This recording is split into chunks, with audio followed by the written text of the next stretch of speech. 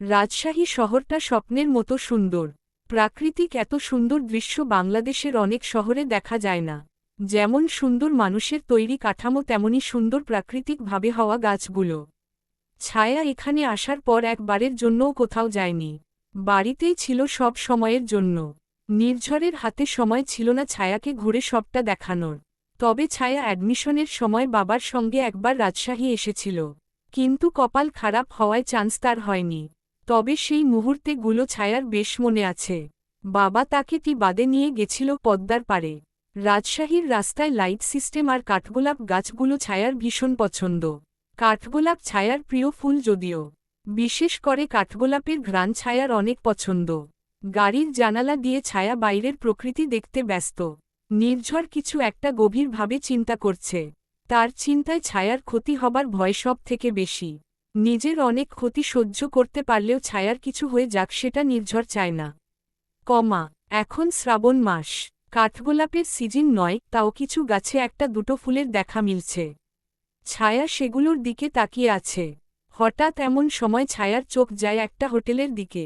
ছায়া সেদিকে তাকাতে তার মনে পড়ে যায় প্রায় 1 বছর 6 মাস আগের কথা। ছায়া যখন বাবার সঙ্গে প্রথম রাজশাহী এসেছিল অ্যাডমিশন দিতে। সেই সময়টাতেই ছায়া নির্ঝরকে প্রথম দেখেছিল। অতীত। হোটেল রুমে ছায়া তার সাদা ফাইলটা গুছিয়ে নিচ্ছিল। এমন সময় তৌফিক হাসা এসে বলেন, ছায়া মা, দ্রুত কাজ শেষ করো। ভার্সিটির দরজা বন্ধ হয়ে যাবে আধা ঘন্টা আগে। উদ্ধৃতি চিহ্ন। ও হ্যাঁ বাবা, আমার সব শেষ, চলো। উদ্ধৃতি চিহ্ন। সব ঠিকঠাক নিয়েছ তো? হ্যাঁ বাবা, চলো এখন যাই। উদ্ধৃতি চিহ্ন। ছায়া আর তৌফিক হাসান বেরিয়ে পড়ে হোটেল থেকে। হোটেল থেকে ভার্সিটির দূরত্ব প্রায় 30 মিনিটের। আর পরীক্ষার দিন রাস্তায় জ্যাম থাকে অনেক। ছায়া আর তৌফিক হাসান যে রিকশায় ছিল ওই রিকশাওয়ালা বলল, ছায়ার যে ভবনে পরীক্ষা সেটা বিশ্ববিদ্যালয়ের পেছনে দিকে, তাই সামনের দিকের জ্যামের মধ্যে না গিয়ে যেন ছায় পেছনে দিয়ে যায়। তৌফিক হাসায়নও তাতে সাই জানাল। 2 জন মিলে ভার্সিটির ভেতর চলে আসে। কিছু দূর আসার পর ছায়া তার ভবন পেয়ে যায়। তৌফিক হাসানকে বাইরে থাকতে হতো। ভেতরে যাওয়ার পারমিশন নেই। তাই ছায়া বাবাকে বিদায় জানিয়ে ভেতরে চলে আসে।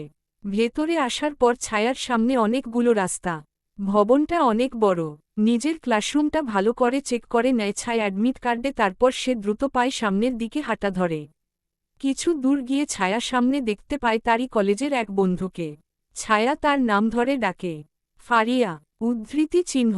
ফারিয়া পেছনে তাকিয়ে ছায়াকে দেখে, হেই ছায়া। উদ্ধৃতি চিহ্ন। দাঁড়াও ওখানে, আমি আসছি। উদ্ধৃতি চিহ্ন।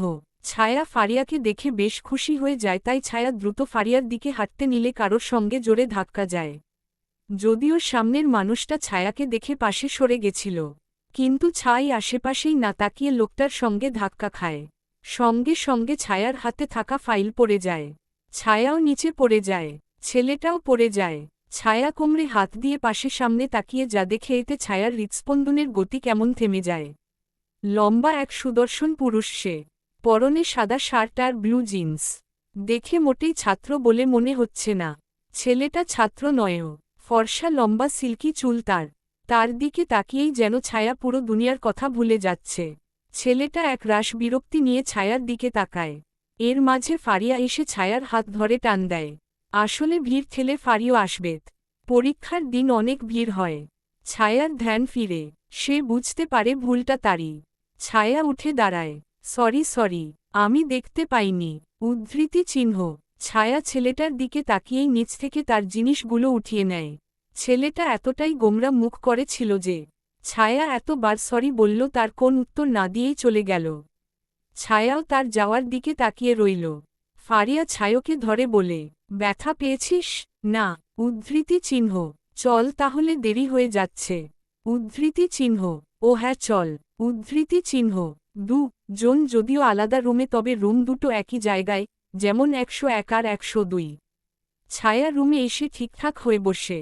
অ্যাডমিশন জার্নিতে তার প্রথম এক্সাম এটা। খুবই ভয় হচ্ছে তার মনের মাঝে। কিছুক্ষণ এর মাঝে স্যাররা চলে আসে। প্রশ্ন দেওয়া হয়। পরীক্ষা শুরু করে তারা। পরীক্ষা ছিল জাস্ট 1 ঘন্টার 80টা টিক দাগাতে হবে।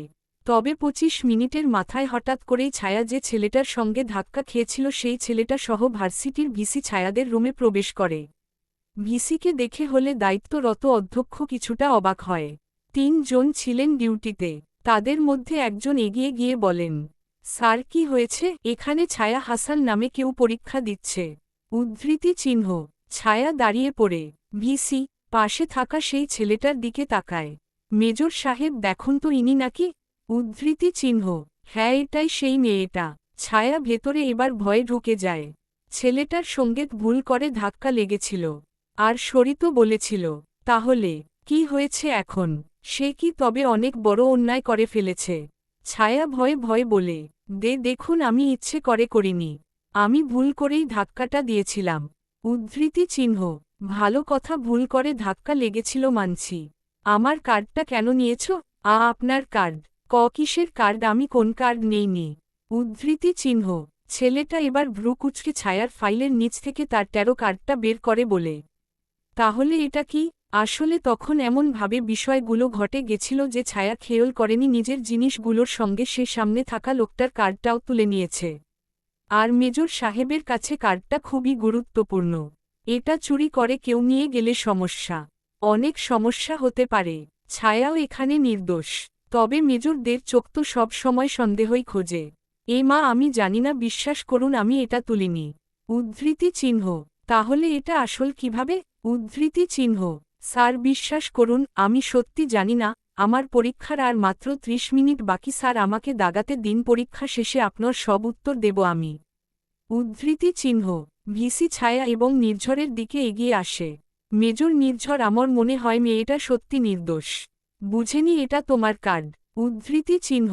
নির্ঝর আরেকবার ছায়াকে মাথা থেকে পা পর্যন্ত দেখে এরপর বেরিয়ে আসে। ভিসি ও সবাইকে পরীক্ষা দিতে চলে বেরিয়ে যায়। সেখানে ১৫ মিনিট কেটে যায়। এই ১৫ মিনিটের লসের কারণে ছায়ার পরীক্ষা খারাপ হয়। মনটা খারাপ করে ছায়া বাবার কাছে আসে।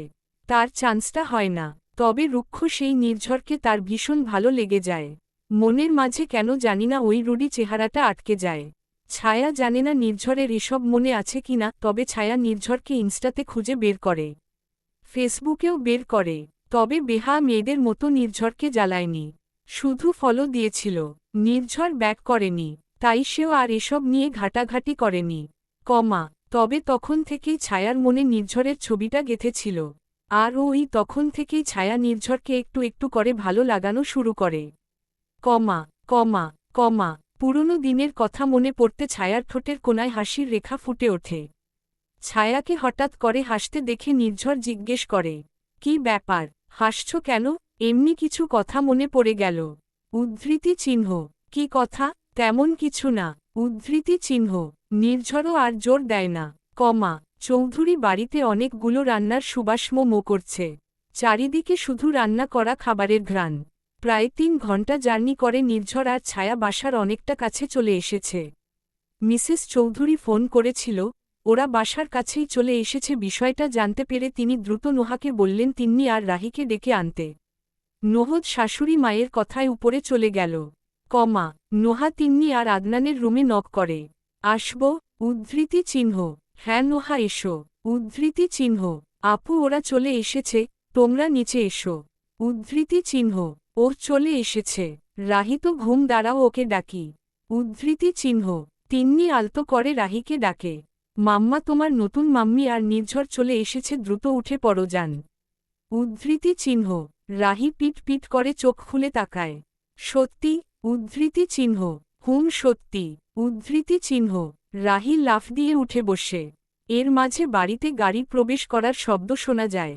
নোহা মাম্মি ওরা এসে গেছে, আমাকে কোলে নেও। উদ্ধৃতি চিহ্ন। নোহা হেসে রাহিকে কোলে তুলে নেয়। নিচে চলে আসে ২ জন। ছায়া আর নির্ঝর সদর দরজা দিয়ে ভেতরে প্রবেশ করে। মিসেস চৌধুরী এগিয়ে আসে। নির্ঝর মাকে জড়িয়ে ধরে। ছায়াও শাশুড়িকে সালাম করে জড়িয়ে ধরে। কেমন আছিস মা? উদ্ধৃতি চিহ্ন। আলহামদুলিল্লাহ আম্মু, ভালো আছি। উদ্ধৃতি চিহ্ন। নোহা, তিন্নি, রাহি সবাই নিচে আসে। এই আমার বড় মা, তোমার কান্নার জন্য আমাকে এত পথ পাড়ি জমাতে হয়েছে। উদ্ধৃতি চিহ্ন। রাহি নির্ঝরের কোলে উঠে। আমি তোমাকে অনেক মিস করি নির্ঝর। উদ্ধৃতি চিহ্ন। নির্ঝর হাসে। ছোট থেকেই রাহি তাকে নির্ঝর বলেই ডাকে। তিন্নি, আদনান প্রথম আপত্তি করলেও নির্ঝর সব সময় বলেছে রাহি ওর মেয়ে যা ইচ্ছে তাই বলে ডাকুক। চৌধুরী পরিবারের প্রথম ছোট বাবু রাহি, তাই আদরটাও একটু বেশি। নির্ঝর রাহিকে কোলে নিয়েই সবার সাথে কথা বলে, ছায়াও সবার সাথে কথা বলে। কিরে আপু কেমন আছিস? উদ্ধৃতি চিহ্ন, এই তো অনেক ভালো, তোকে দেখে আরও ভালো লাগছে। উদ্ধৃতি চিহ্ন, ছায়া বোনকে ননদকে জড়িয়ে ধরে। সবার শেষে ছায়া আদনানের সামনে আসে। আসসালামু আলাইকুম ভাইয়া। আদনান ছায়ার কথা শুনে ধ্যানে আসে। সে এতটা সময় ধরে কিছু ভাবছিল। ওয়ালাইকুম সালাম। কেমন আছো ছায়া? শরীর কেমন এখন? আছি ভাইয়া ভালো। মিসেস চৌধুরী ওদের কথা মাঝেই বলে, অনেক হলো কথা, নির্ঝর যা ফ্রেশ হয়ে আয়। আজ আদনান বাবাও বাড়িতে আছে, আমরা একসাথে খেতে বসি। উদ্ধৃতি চিহ্ন, ঠিক আছে। উদ্ধৃতি চিহ্ন, নির্ঝর রাহিকে নামিয়ে দেয়। রাহি তার জন্য আনা চকলেট আর খেলনা নিয়ে ব্যস্ত হয়ে পড়ে।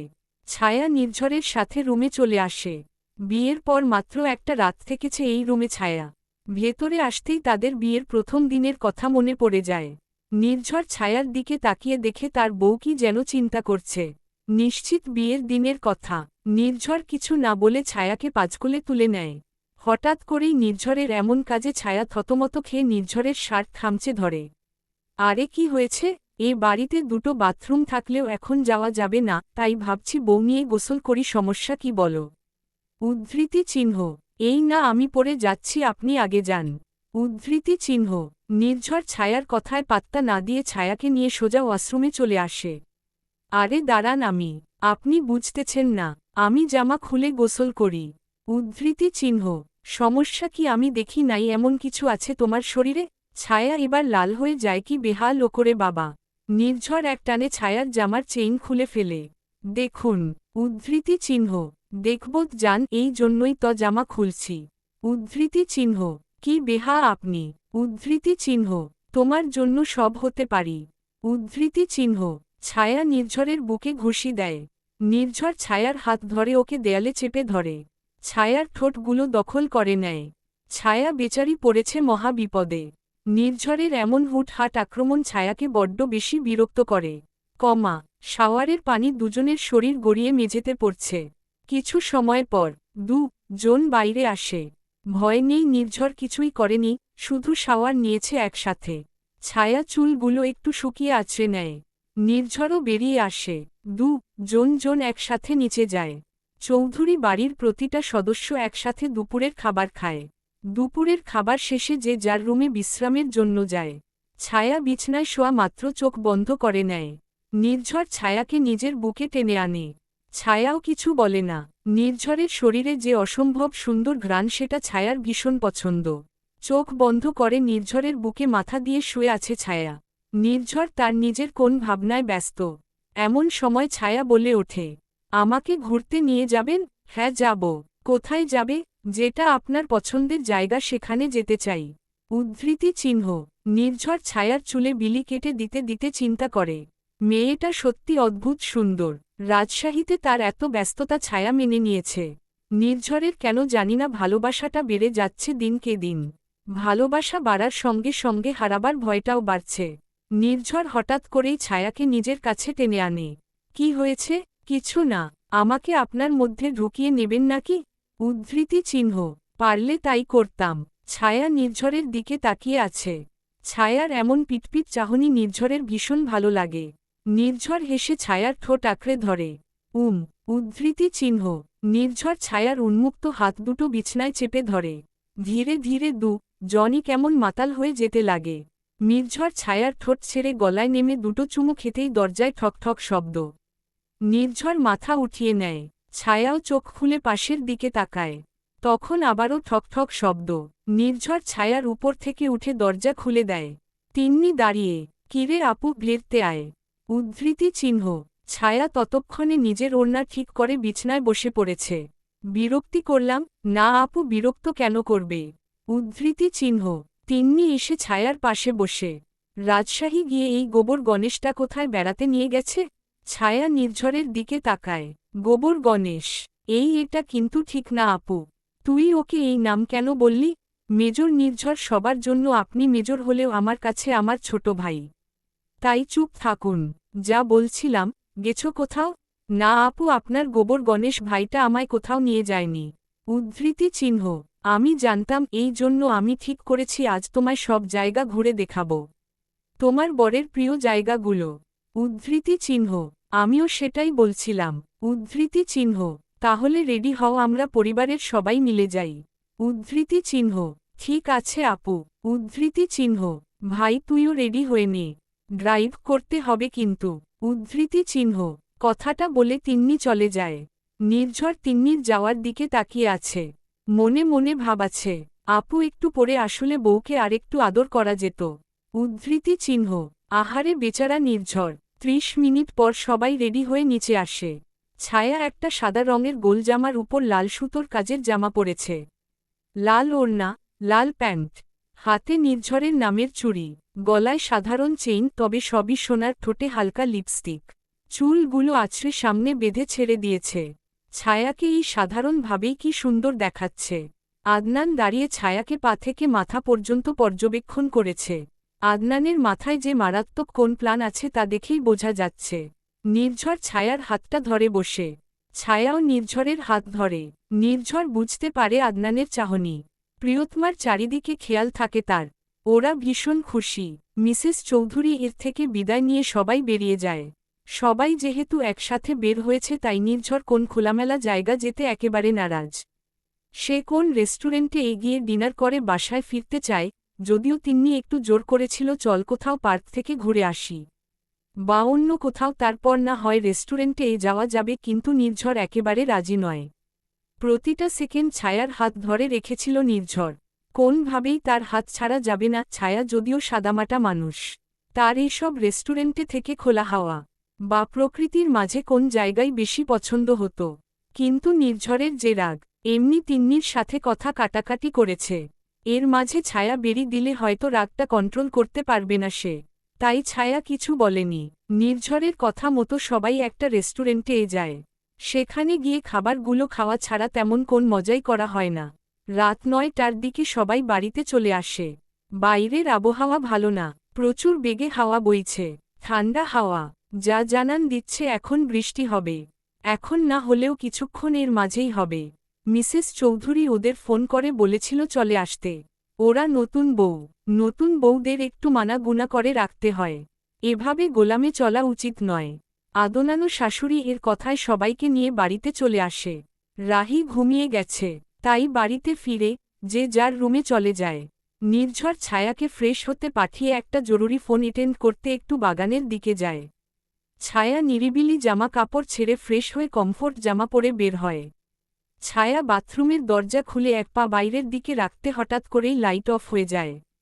ছায়া যেখানে ছিল সেই জায়গায় ফ্রিজ হয়ে যায়। এমনিতেও মেয়েটার রাতের আধারে ভয়। ছায়া ধীর গলায় নির্ঝরকে ডাকে মনে সাহস নিয়ে।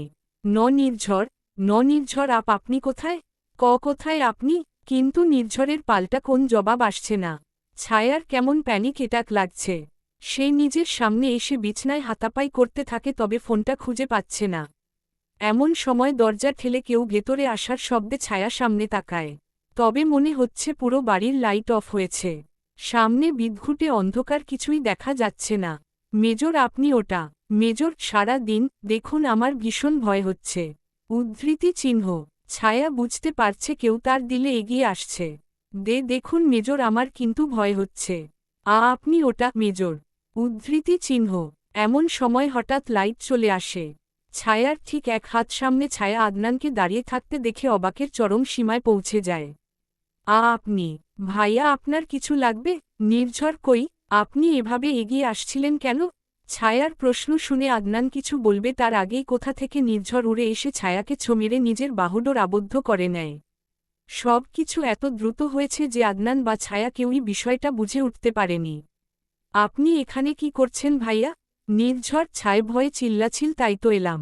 ছায়া নির্ঝরের বুক থেকে মাথা উঠিয়ে বলে। কিন্তু আমি তো নির্ঝর নির্ঝর বলে চিল্লাছিলাম। কই, আপনি তো বললেন না আপনি নির্ঝর নন। উদ্ধৃতি চিহ্ন। ছায়ার প্রশ্ন শুনে আদনানের কপালে রাগের ভাঁজটা বেশ মোটা হয়। বাহ পিচ্ছি বুড়ি, তুমি তো দেখি সব মনে রাখো। নির্ঝর ছায়াকে নিজের সঙ্গে আরও মিশিয়ে নেয়। ভাইয়া এখন সমস্যা নেই, আমি আছি ওর কাছে, আপনি আসতে পারেন, আপু বোধ হয় আপনাকে খুঁজছে। উদ্ধৃতি চিহ্ন। আদনান কিছু না বলে সেখান থেকে বেরিয়ে আসে। আদনান বেরিয়ে আসতে নির্ঝর রুমের দরজা বন্ধ করে দেয়। ছায়াকে নিজের আরও কাছে নিয়ে আসে। ছায়াকে এভাবে জড়িয়ে ধরে রেখেছে যেন ছেড়ে দিলে চলে যাবে। ছায়াও বিষয়টা বুঝতে পারছে, তবে নির্ঝরের ভয়ের কারণটা স্পষ্ট নয় তার কাছে।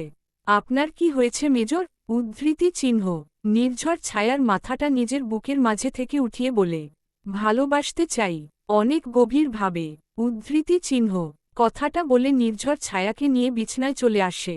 ছায়ার ঠোঁট জোড়া আঁকড়ে ধরে, ভালোবাসায় ভরিয়ে দিতে থাকে। কিছুক্ষণের মাঝে ছায়াও সেই নেশায় মাতাল হয়ে যায়। সারা দিন যে এত জার্নি করেছে তার বিন্দুমাত্র ক্লান্তি নির্ঝরের মাঝে নেই। সে ছায়ার জামাটা কখন খুলে ফেলেছে। ছায়াও বাধা দেয়নি। নির্ঝরের সাথে সেও তাল দিচ্ছে। ছায়ার বুকের মাঝে নির্ঝরের দাঁতের সূক্ষ্ম দাঁতের কামড়গুলো যেন অদ্ভুত সুন্দর লাগে নির্ঝরের কাছে। তুমি শুধুই আমার। উদ্ধৃতি চিহ্ন ডট। কথাটা বলে নির্ঝর ভালোবাসার মাত্র বাড়িয়ে দেয়। রাত 2টা, বাইরে ঝুম বৃষ্টি। ছায়াকে মাত্র নিজের থেকে আলাদা করেছে নির্ঝর। ছায়া মাত্র ঘুমিয়েছে। নির্ঝর ছায়াকে বুকে নিয়েই শুয়ে আছে। মেয়েটা যেভাবে ঘুমাচ্ছে আগামী সকালে দ্রুত সে উঠবে না। নির্ঝর ছায়াকে নিজের এত কাছে রেখেছে তাও কেন জানিনা দূর থেকেছে। ফ্ল্যাশব্যাক। যখন নির্ঝর কথা বলছিল বাগানে। নির্ঝর কথা বলছিল যখন, তখন হঠাৎ করেই কারেন্ট চলে যায়। কারেন্ট চলে যাওয়ায় নির্ঝরের মনে সবথেকে প্রথম ছায়ার ভয়ের কথা আসে। ফোনের ফ্ল্যাশ জ্বালিয়ে দ্রুত উপরের দিকে আসতে চাইলে তিন্নি আটকে ধরে। ভাই, কোথায় যাচ্ছিস? আপু তুই এখানে কেন? দেখো না আদনানকে বললাম গিয়ে দেখ কারেন্ট এমন করল কেন। সে যে অন্ধকারে কোথায় হারালো, ফ্ল্যাশ লাইট জ্বালিয়ে তার খুঁজে পাচ্ছি না। একটু সময়ের মাঝে গেল কই? আদনান রুমে নেই। না। উদ্ধৃতি চিহ্ন। তুই একটু দেখ মেইন সুইচে কি হয়েছে। উদ্ধৃতি চিহ্ন। কথাটা বলে নির্ঝর ঝড়ের গতিতে রুমে আসে। তিন্নি বেশ অবাক হলেও সত্যি সত্যি মেইন সুইচ অফ করা। তিন্নি সেটা উঠিয়ে উপরের দিকে আসে। আর নির্ঝর গিয়ে দেখে ছায়ার সামনে আদনান দাঁড়িয়ে। Flashback and. ছায়াকে নিয়ে ভয় আর আশঙ্ক দুটোই নির্ঝরের দিন দিন বাড়ছে। মেজরের এত বুদ্ধিও কেমন শয়তানি বুদ্ধিগুলোর কাছে হার মানছে। এদিকে আদনানের সমস্ত সত্যি পরিকল্পনা সম্পর্কে না জানতে পারলেও কোন অ্যাকশন নেওয়া যাচ্ছে না। আবার বিষয়গুলো এত সহজে জানাও যাচ্ছে না, তবে নির্ঝর এটা কনফার্ম যে আদনানেরই কোন সমস্যা আছে। কারণ সে দিন বাড়িতে যখন আদনান ছায়াকে বলেছিল 1 গ্লাস পানি এনে দিতে, সে দিন আদনান ছায়াকে অজ্ঞান করে গাড়িতে লুকিয়ে রাখে। নির্ঝর সেটা দেখে ফেলে। তবে আদনানের আসল ইন্টেনশন জানার আগেই সে দেখতে পায় আদনান ছায়ার মুখে বেশ বাজে ভাবে টাচ করছে। সেটা দেখে নির্ঝরের মাথাটা বিগড়ে যায়। তার সম্পদকে অন্য কেউ হাত দিবে এটা সে চায় না। যদি ছায়ার দোষ থাকত তবে আদনান কখনো ছায়াকে অজ্ঞান করে এখানে এভাবে নিয়ে আসত না। নির্ঝর বুঝতে পারে সমস্যা কি ঘটেছে।